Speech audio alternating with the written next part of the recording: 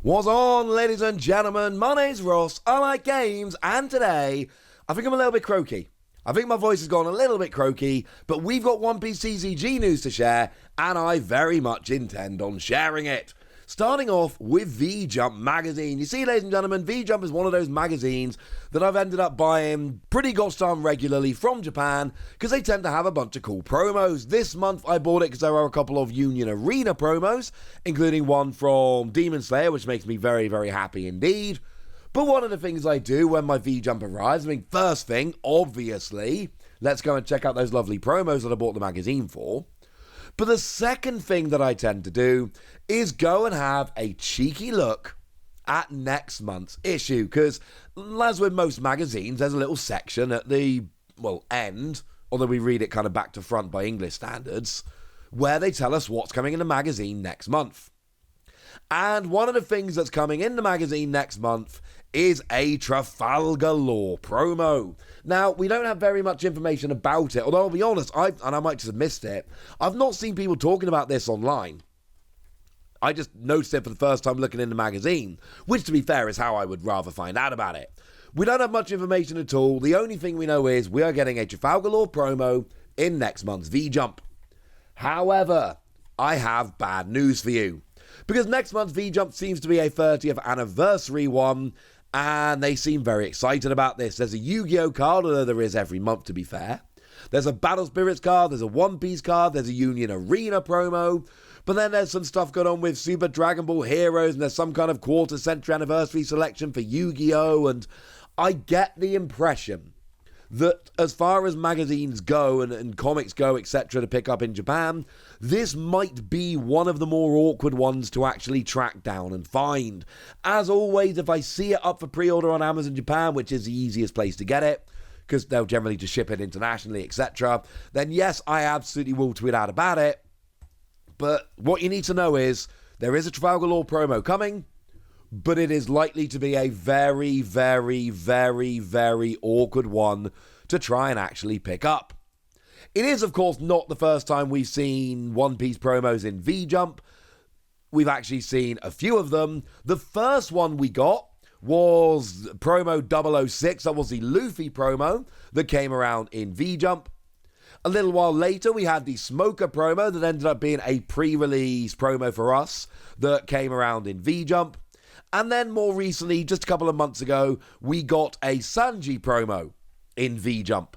So, if you've been following the news, V-Jump and One Piece TCG, they have been in bed for a little while now. They've been getting along quite nicely. And this new Union Arena game, which I'm kind of loving, I'm honestly just collecting the promos for at this point.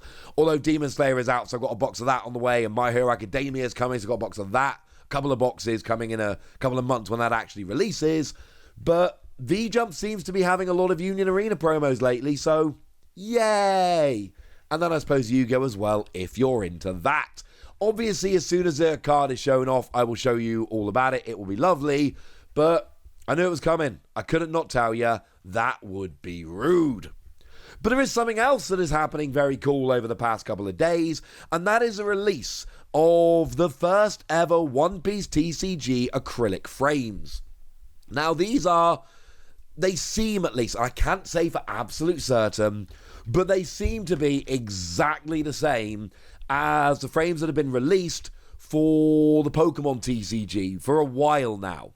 These have been frames that have been coming out for a little while, and they're awesome. The Pokemon frames are really, really cool. I've got a couple of them from various places. They're very high quality. They're very cool. It can be awkward to get cards in there in a sleeve, which is the one real downside I've found so far. I've ended up putting unsleeved cards in them, which, it depends on your card, right? If you've got a Serial Luffy, might I suggest you don't put it into a frame without a sleeve. In fact, might I suggest you do not put it in a frame like this at all. You put it in if you don't get it graded, put it in the biggest, hardest case you can possibly find. Keep it out of direct sunlight, because that is about the coolest card around. But other cards which are not worth nearly as much, but are absolutely stunning, maybe the Akira Igawa Dracula Mihawk card. I saw Mihawk came into the manga. I'm reading the manga, as I keep telling you guys. It came into the manga for the first time the other day. And that first appearance of Dracula Mihawk, I was like, okay, yeah, that's pretty cool. I'm kind of in on this. That's rather lovely. And obviously the Akira Igawa artwork. And it's not the cheapest card ever, but compared to something like a Serial Luffy, it's quite reasonable. And it's extremely cool. So maybe that's the card you put in there. Point is, these are out now. But then we get to the question of, well, all right then, what about an English release? Because this is a question I've had from a few people about getting an English release, and I've got to be honest with you, I'm not sure. Now, it's an awkward one, because generally speaking, up to now, like everything that's been released over in Japan has been released over here. We've even got on the same sleeves as Japan, which is something you don't see in games like Pokemon. However, these frames have been in Japan in Pokemon for a while. They have not found their way over here, which I think is incredibly telling, incidentally. Because it seems like it's a kind of product that, for whatever reason, isn't sent over. Sure, we get the same sleeves as Japan, but we've had sleeves for ages in various different ways. That's fine. We've not had these frames, and these frames, like I say, have been manufactured for other games for a little while now, and we've not seen them. What is also, I think, pretty telling is the fact that if you look on distributor websites, we've got listings for all kinds of stuff and sleeves and all of that.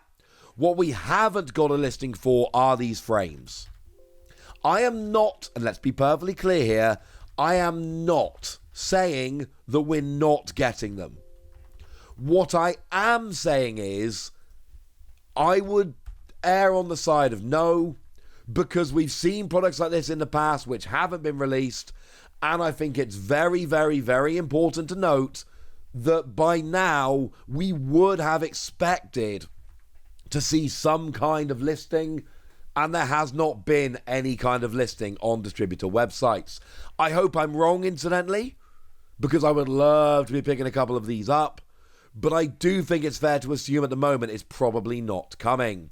As a fun little side note, I am going to be heading over to Japan in August for the Pokemon World Championships, so even if they're not released over here, at least I should be able to go and pick some up, which I'm aware doesn't help most of you watching, and for that I can only apologise, but, you know, sorry, I suppose.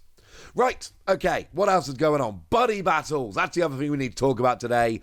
Buddy battles. Now, this is something that happened over in Japan. It's now confirmed to be happening over here, and they are awesome. They're going to be happening alongside events like regionals, treasure cups, and store championships, and there's going to be separate versions for conventions as well. But basically, it's 2-on-2. It's multiplayer One Piece TCG. And yes, I know that the One Piece TCG is multiplayer generally because it's 1v1, but now there's more than two people playing. And I'm going to be honest with you, I want to play some buddy battles. This seems like fun. If you find me at a tournament, hit me up. Let's play a buddy battle. It'll be awesome. Basically, the way it works is that player 1 from Team A goes, then player 1 from Team B goes, then player 2 from Team A goes, and then player 2 from Team B goes. It's going to be a 90-minute match, but we are playing 2-on-2, so, you know, that's kind of fair, honestly. But they've kind of figured it out to work as a 2v2. So a couple of important rules you need to know.